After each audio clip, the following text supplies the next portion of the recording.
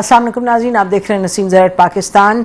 आज 37वां दिन है कि अमेरिका और इजराइल ने दुनिया को कोशिश की है कि आग में झोंक दे, ना कि ईरान को, पूरी दुनिया को। इसका इम्पैक्ट ग्लोबल है, ये याद रखें। इकोनॉमिक सूरत हाल भी देखें, और दूसरी तरफ ये they are playing with fire, they are playing with danger. ये तीसरा अटैक करने की कोशिश की अबू शेर पे इजराइल ने, और उसके नतीजे में आपको मालूम है, आइए ये भी बोल उठा है कि इस पर बड़ा ख्याल करना है, क्योंकि इसका इम्पैक्ट बहुत गमगीर हो सकता है। और आपको मालूम है कि इनके इर्द गिर्द कौन से ममालिक हैं। कतर, जो इम्पैक्ट होगा, कतर है, सऊदी अरेबिया है, यूएई है। तो न जाने कि किस एक डायबॉलिकल माइंड के सेट के साथ ये चलें। और डोनाल्ड ट्रंप साहब ने फरमाया, अमेरिका के सदर ने 2 रोज़ पहले कल कहा है कि 48 घंटे हैं, नहीं तो we will reduce and take Iran to hell. अब न मालूम ये किस जोन में है, ये कह रहे हैं, क्योंकि 3 चीज़ें हैं। मिलिटरीली ये वो नहीं हासिल कर सके जो इनका ख्याल था। डिप्लोमेटिकली इस वक्त एक रेजोल्यूशन है यूनाइटेड नेशन सिक्योरिटी काउंसिल में, जहाँ वो कह रहे हैं कि एक फोर्स बनाएं जो फोर्स जाके स्ट्रेट ऑफ हॉर्मुज़ को खोले, और that resolution will not be passed, it's not possible. तो डिप्लोमेटिक भी, मिलिटरीली भी इनकी कोई दाल गल नहीं रही, लेकिन एक जोम में है। और ख़तरा ये है कि ये दुनिया को उस तरफ ले जा रहे हैं। लेकिन अल्हम्दुलिल्लाह पाकिस्तान वो मुल्क है जो दुनिया पूरी चाह रही है कि जंग ख़त्म हो, and Pakistan is leading the initiative. एक डी एस्केलेशन की बात करें। ईरान, आपने देखा हमारा कितना शुक्रिया अदा कर रहा है, बार बार अमेरिका को समझ है कि पाकिस्तान के अलावा they can't go to any other country. और जो सऊदी अरेबिया है, सऊदी अरेबिया अल्हम्दुलिल्लाह उनके साथ भी ताल्लुकात अच्छे हैं। Pakistan is doing very well on the diplomatic front. और द आर्मी चीफ और डार साहब और प्राइम मिनिस्टर साहब, they're all on the same page. और हम कहेंगे कि पाकिस्तान की कौम भी एक पेज पे। हमारे साथ centre Mushahid Hussain Sayed sahab. Mushahid, over to you. मेरे ख्याल में जो आपने आखिरी बात की बड़ी अहम है कि इस जंग ने पाकिस्तानी कौम को इकट्ठा कर लिया है। इकट्ठा इस हवाले से किया है कि लोग देख रहे हैं कि एक मुसलमान मुल्क जो मजलूम है और जो 2 न्यूक्लियर पावर के मुकाबले में कमज़ोर भी है, जिस तरह वो मुज़ाहमत कर रहा है दलेराना और दबंग तरीके से, एक नई मिसाल दे दी है। पिछले साल 1 साल होने वाला है जब हमने प्रूव किया कि size does not equal strength, कि आप समझते हैं हम बहुत बड़े हैं, बहुत मजबूत हैं, बहुत ताकतवर हैं, तो वहां आपको पता चल जाता है कि कुव्वत सिर्फ वो नहीं होती कि जी मिसाइल्स आपके पास कितने, जहाज कितने हैं, और रूह की होती है, हिम्मत, हौसला होता है, क़यादत होता है, कौम होता है। तो वो ईरान ने अब 1 साल पहले हमने साबित किया था हिंदुस्तान की जारियत के मुकाबले में, और अब ईरान साबित कर रहा है अमेरिका और इजराइल की जॉइंट जारियत के मुकाबले में कि किस तरह खड़ा होना है। आपने 37 दिन की बात में याद आ गई, तो ऑलमोस्ट उनका चेलम होने वाला है अमेरिकी और इजरायली जारियत का, क्योंकि जिस तरह ईरान ने स्टैंड ले लिया है। देखिए ना, एक दिन में 5 जहाज उन्होंने उनको गिराए हैं, इंक्लूडिंग 2 हेलीकॉप्टर्स। तो सबको याद तो नहीं आ रहा इंडिया पाकिस्तान? तो वो ट्रम्प अब कहता है 8 थे वो हमारे सो आप देखें ना, वो इसलिए मैं वो एक कंपैरिजन भी कर रहा था कि ये आपके प्रोग्राम में ही हमने बात की थी। मैंने कहा था कि जंग तो शुरू कर दी है ट्रंप ने, नेतन्याहू ने। अब उसका आइंदा जो किस तरह खत्म होगी, दौरानिया क्या होगा, क्या रुख क्या करेगी, वो उनके हाथ में नहीं है, वो ईरान के हाथ में है। That is what the equation has changed. अब देखिए, ये जो कह रहे हैं, अब ये पूरी बात चलाई है इन्होंने कुछ दिन से कि जी हम ग्राउंड ऑफेंसिव करेंगे, ये कह रहे हैं। अच्छा, और अभी ग्राउंड ऑफेंसिव शुरू भी नहीं हुआ, तो अब क्या मैं कहूँ, झूठ कहूँ, क्या कहूँ, कि उन्होंने जी ये स्टेटमेंट कल आ गई फॉक्स न्यूज़ में कि अमेरिकन सोर्सेज कह रहे हैं 50,000 हमने ईरानी फौजी मार दिए हैं। और मतलब कि किस तरह के ये तरीके से चल रहे हैं। तो अब ये जो ग्राउंड ऑफेंसिव है, शायद ये लग तो नहीं रहा कि this is going to go anywhere. क्या कोशिश करेंगे ये आपको लगता है? मेरे ख्याल में गंद की कोशिश करेंगे। पहली तो कोशिश है, उसके बाद अब फंस गए हैं कि एक नाम निहाद सीज फायर की, जिसका गालिबन को तजवीज़ दी गई थी। लेकिन ईरान का मौका बड़ा सही है कि सीज फायर तो जंग बंदी है, इसका मतलब है आप फिर तैयारी कर रहे हैं नई जंग की। 2 दफा कर चुके, 2 जगह धोखे की बुनियाद के पर, झूठ के बुनियाद पर आपने किया था। और इस वक्त ईरान का पलड़ा भारी है, ईरान के पास कार्ड्स हैं, स्ट्रेट्स ऑफ हॉर्मुज़ उनके हाथ में। दूसरा ऑप्शन हो सकता है कि मुसलमान ममालिक को भी लड़ाया जाए, जो कोशिश की गई है गलत फहमियां डालने में भी, आपने वॉल स्ट्रीट जर्नल की स्टोरी देख लें और देख लें, Pakistan versus Iran, Saudi Arabia versus Iran और आपस में। और तीसरा ये है कि ग्राउंड ऑफेंसिव की ये कोशिश करेंगे, may be not entirely Iran के ऊपर, वो जो उनका कीश आइलैंड है या खर्ज आइलैंड है उधर शायद इस किस्म का कहें, तैयारी तो कर रहे हैं। लेकिन याद रखिए कि इराक की जंग, और इराक का size is 1/3 of Iran 9.5 crore आबादी है, उस वक्त 2.5 लाख फौज जरूरत थी इराक के लिए, 2,50,000। तो Iran is a different cup of T. Iran is a different cup of T. मैं इस पे जानना चाहती हूँ, जो आपने कहा कि मुसलमान ममालिक को, जो कि इजराइल की एक दरीना ख्वाहिश रही है और ये किया भी, लेकिन अगर आप देखें आज 37वां दिन है, जब शुरू हुआ तो पहले हफ्ते में लगा कि हाँ जी असल में लड़ाई शुरू हो गई मुसलमान ममालिक में, लेकिन अब आप देखिएगा कि डायरेक्ट या इनडायरेक्ट लड़ाई शुरू। लेकिन अब 19 तारीख को कतर ने कह दिया बड़ी clearly, we are not part of this. Qatar ने कह दिया we are not part of this. Oman, आपको पता है कि ओमान तो पहले से नहीं था। तो उसके अलावा कतर का बयान बहुत अच्छा बयान है, बहुत अच्छा। मैं उसको देख रहा था बड़े गौर से। उन्होंने कहा देखें जी कि हम भी इस खत्ते में रहते हैं, ईरान भी इस खत्ते में रहते हैं, और दोनों का वजूद है परमानेंट, और जो भी हमारा ताल्लुक नहीं कि किस किस्म की हुकूमत है, हमने ईरान के साथ एक हमसाये के तौर पर हमने मिलकर काम करना है।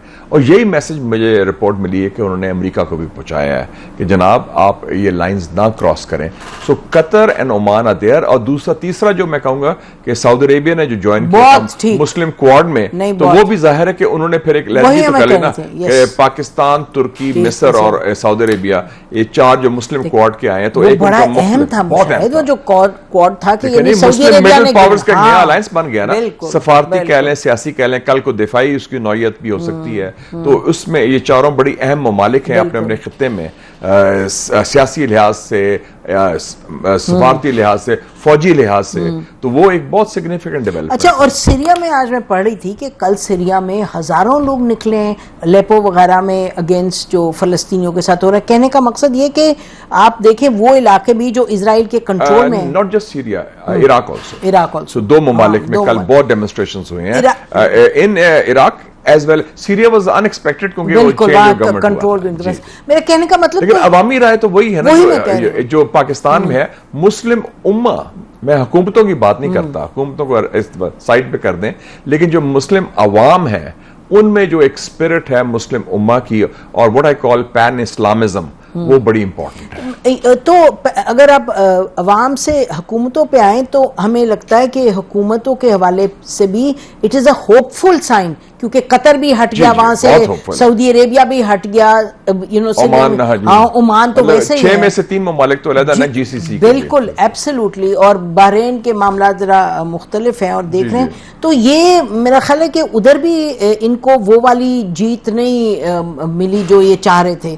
इसी तरीके से देखें ना, एक बड़ी अजीब बात हुई है, अल्लाह की शान देखें कि गल्फ ममालिक ज़ेलेंस्की को बुला रहे हैं यूक्रेन से कि तुम हमें बताओ कि हम कैसे ड्रोन का मुकाबला करें। यानी कि अमेरिका जिन्होंने अड्डे लिए उनसे, अमेरिका जिन्होंने हथियार अपने बेचे उनको, अमेरिका जिन्होंने उनसे पैसे लिए हर चीज के लिए, वो तो फेल हो गया।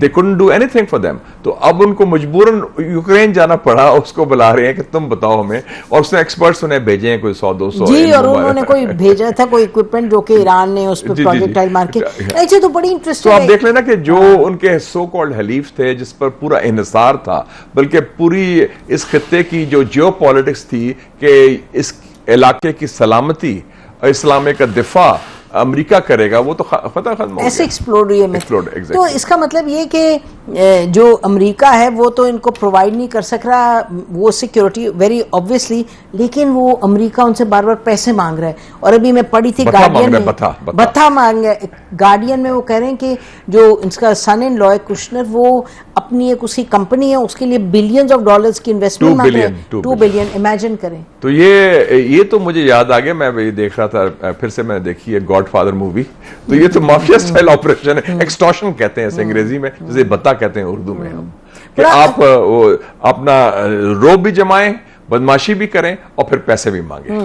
और फिर जो लफाजी है उसके आप बेसिस पे आपका ख्याल है कि you are going to be in a winning position. देखना झूठ और बेबुनियाद तो वो कर चुके हैं। मैंने ट्रंप की स्पीच सुनी थी, बल्कि मैं सुबह जल्दी उठा, 6 बजे टाइम था उस दिन तो उनकी जी उनकी 19 मिनट्स की जो एड्रेस था, एक्सटर्मिनेट कर देंगे, डेसिमेट कर देंगे, क्रश कर देंगे, ऑब्लिटरेट कर देंगे, जितने एडजेक्टिव्स अंग्रेजी जुबान के हैं जो बहुत सख्त हैं वो सारे इस्तेमाल किए। लेकिन ऑन द ग्राउंड क्या हुआ है? और उस स्पीच से 48 घंटे पहले रात के 3 बजे पाकिस्तान के, मैंने जो उनका सुनी प्रेस कॉन्फ्रेंस में कहा हमने रिजीम चेंज कर दिया। हाँ, ये अनाउंस कर दिया उन्होंने। ये कर दिया और अब रैशनल गवर्नमेंट है, हमने ओब्लिटरेट भी कर दिया उनका। तो ये बिल्कुल उन्होंने अनाउंस कर दिया बकायदा रिजीम चेंज। उससे कुछ एक तवक्को पैदा हुई थी कि शायद वो चाहते हैं एंड गेम के अब इसका declare victory and get the hell out of the region. लेकिन वो मुझे लगता है कि नेतन्याहू ने उनको फंसाया हुआ है, और जब तक वो इजराइल लॉबी और नेतन्याहू के चुंगल से नहीं निकलेंगे ये बात आगे नहीं बढ़ेगी। क्योंकि नेतन्याहू तो सबसे बड़ा गैंगस्टर है मिडिल ईस्ट का। उसका क्या स्ट्रेटजी है उसको पता है। The day the war ends he goes to jail, Israeli jail, क्योंकि इजराइल में उसके खिलाफ करप्शन चार्जेस हैं, और इंटरनेशनली भी इंटरनेशनल क्रिमिनल कोर्ट ने उसके खिलाफ वारंट इशू किए हुए हैं। तो he will be either in jail in the Hague or in Tel Aviv. And who stood in the parliament at Knesset और कहा था कि इसको करप्शन खत्म करो? डोनाल्ड ट्रंप ने खड़े होकर कहा था कि माफ करो इसको, पार्डन दे। पार्डन। देखिए ना, ये जो इजराइल की हमने बात की बड़ी अहम है। ये है the elephant in the room, जिसके बारे में जाहिर है पाकिस्तान इज नॉट एंगेजिंग और मुल्क कोई नहीं। वही मैं कह रही हूँ। तो इन्हिसार इस पे कि अमेरिका उनको कंट्रोल करेगा। लेकिन मुशाहिद आप बताएं, आपको कोई नजर आ रही है इंडिकेशन कि इजराइल को अमेरिका कंट्रोल कर रहा है? इस वक्त हमें तो नहीं दिखाई दे रही, आप बताएं। अमेरिकन एक बड़ा फेमस जर्नलिस्ट था पैट ब्यूकैनन, बाद में प्रेसिडेंशियल इलेक्शन भी लड़ा था। उसने जो 1990 में कहा था वो बात साबित सही होगी। उन्हें क्या, not just Gaza and the West Bank are Israeli occupied territory but also the US political system. The Washington establishment is Israeli occupied territory. Israel का इतना कब्जा है इजरायली लॉबी का कि वो हिलने नहीं दे रहे।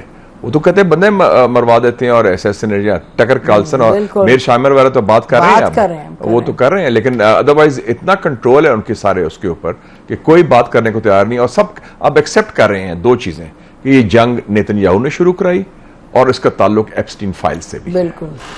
और ग्रेटर इसराइल। अच्छा, मुझे ये बताएं कि अगर ये इस वक्त सिचुएशन है, डोनाल्ड ट्रंप कह रहे हैं जी कोई डील करें, और ईरान कह रहे हैं जी डील क्या करें, हम जंग खत्म करें और बैठ के फिर बात करें इस पे। तो इस सिचुएशन में नाजरीन को हम ये बताएं कि जी क्या लग रहा है, ये तो एक हम लगता है जैसे भंवर में फंसे हैं। What is the way out? इसमें एक और, बिफोर वी डिस्कस दैट, एक और बड़ी खतरनाक बात आ रही है, मुझे बड़ा इसमें खदशा भी है कि इस जंग को क्रिश्चियन जायनिस्ट और जायनिस्ट मजहबी रंग दे रहे हैं। वो तो दे रहे हैं, हेक्सेट वगैरह सारा कुछ। उन्होंने जो क्रूसेड्स की बात की है, उन्होंने जो बात की है कि ये इस्लाम की बात की है एग्जैक्टली, और उनका जो भी कलमा गो मुसलमान है, हमारे लिए कोई तफरीक नहीं है। और प्लस फिर जो इस किस्म की दुआएं मंगाई जा रही हैं, तो ये कह रहे हैं कि एक नया सलीबी जंग की तरफ हम जा रहे हैं। That is a very dangerous thing. और इसमें बल्कि वो एक दो आर्टिकल्स भी आए हैं वेस्टर्न प्रेस में कि क्रिश्चियन मिलिट्रिज्म और Christian Zionism is a big threat. I think New York times या गार्डियन ने कहा कि he is found his crusade. हाँ, ये एग्जैक्टली। और वो और वैसे भी उनके टैटू जो लगा हुआ है उसमें जो लेटर में deus vult means God wills it, that was the motto of the crusades, first crusade in the 11th century. तो ज़ेन वही है क्रूसेड्स वाला। और उसके टैटू में एक तरह लिखा हुआ है काफिर इन द अरबिक लैंग्वेज, क्योंकि वो कहते हैं ना कि जो तंजिया उसने लिखा है काफिर, क्योंकि ठीक है जी फिर जंग है के साथ इस किस्म की। तो उस हवाले से तो इसका मतलब है कि लग रहा है कि जंग is likely to escalate and they will be heavy casualties. But Iran लगता है कि क़यादत तैयार है टू टेक मोर कैजुअल्टीज। और उसमें यह भी इंपॉर्टेंट बात हुई ना, ईरान का मौक़िफ़ बड़ा सही है। वो कहते हैं हम सीज फायर नहीं चाहते, जंग बंदी का इशू नहीं है, जंग बंद करो, ड्यूरेबल पीस। और एक और जो पॉसिबल कैंडिडेट था नेगोशिएशन का was doctor Kamal Kharazi. He is alive but his wife has been killed. अब देखें, his wife has been killed. तो अब इसका मतलब है कि जो कैंडिडेट होता है, लारिजानी को इजराइल ने मार दिया। So anybody who comes near they do that sort of thing.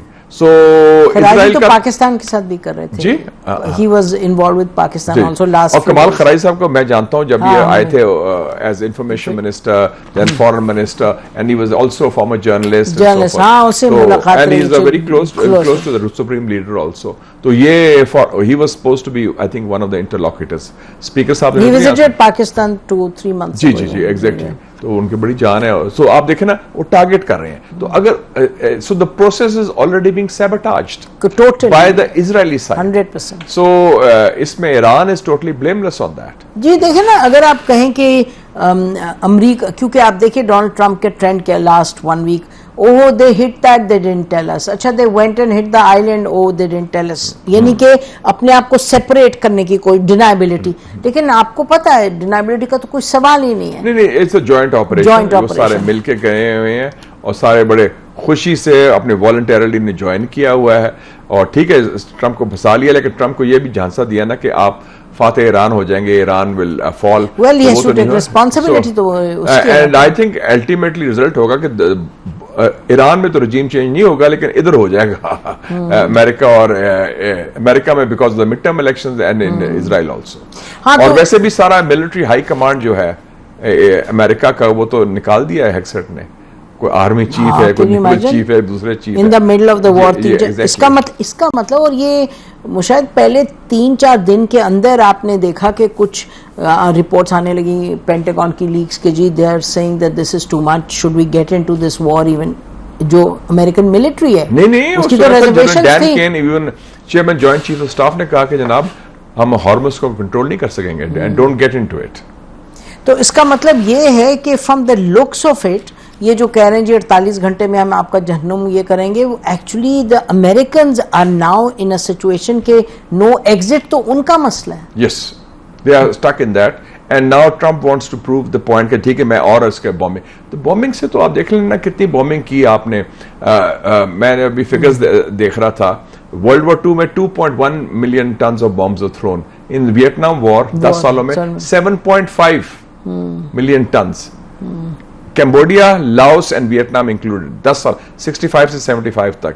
और लाओस छोटा सा मुल्क है, इट इज लैंडलॉक्ड, उसमें 10 सालों में हर 8 मिनट के बाद एक बॉम्ब फेंकता थे। इतनी बॉम्बिंग हुई है। तो क्या रिजल्ट हुआ? अफगानिस्तान में 80,000 बॉम्ब्स, मिसाइल्स, ड्रोन्स फेंके अमेरिका ने 20 सालों में। What was the result? Yes, Iran की तबाही हो रही है। उनका यूनिवर्सिटी देख लें, बच्चियों का शहादत हुआ, लुई पास्चर इंस्टीट्यूट का हुआ, वो ब्रिज है, हाँ जी, जो तेहरान और करज के दरमियान बनाया था, वो उन्होंने किया। These are all civilian infrastructure. तो इसका मतलब उनकी नीयत तो क्लियर होगी ना, it's a destruction of Iran, not anything else. He says कि will take you to the stone ages in a way कि आप फिर आप उसको ठीक नहीं कर सकें। नाज़रीन, ब्रेक लेते हैं, ब्रेक के बाद आई रखते हैं। Stay with us.